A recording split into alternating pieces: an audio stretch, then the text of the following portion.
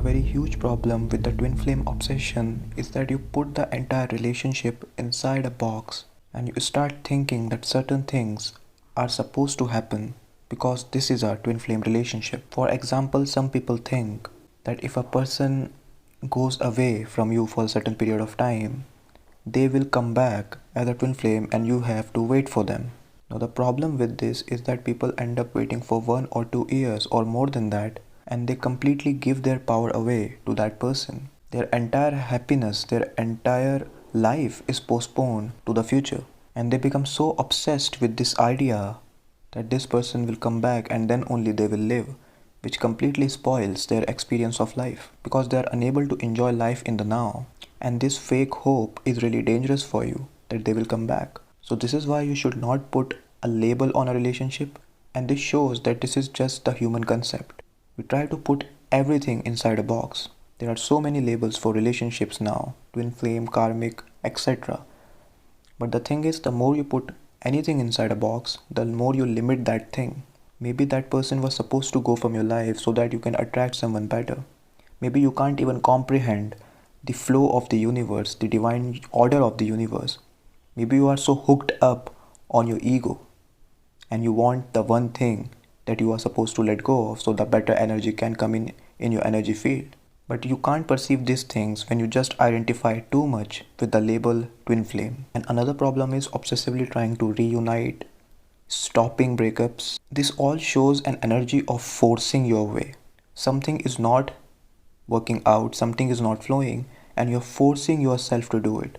And all these psychic ads, they are just a reflection of this consciousness. And the people who become too much obsessive in this, the people can easily benefit from them, from their vulnerability. So instead of seeing relationships from a filter of these labels, see them as they are. See them from a higher perspective.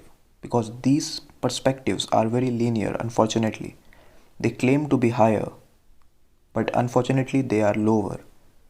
They put things inside a box. The universe would not want you to wait for someone for 2 years and give your power away completely to someone else, to give your key to happiness in someone else's hand. The universe would want you to love yourself unconditionally. And the problem is that when you obsessively get hooked up on the future timeline, you stop living in the now. You stop loving yourself first. And the thing is that if you don't love yourself first, you will not be able to see that reflection in the other person. So take the relationships as they are.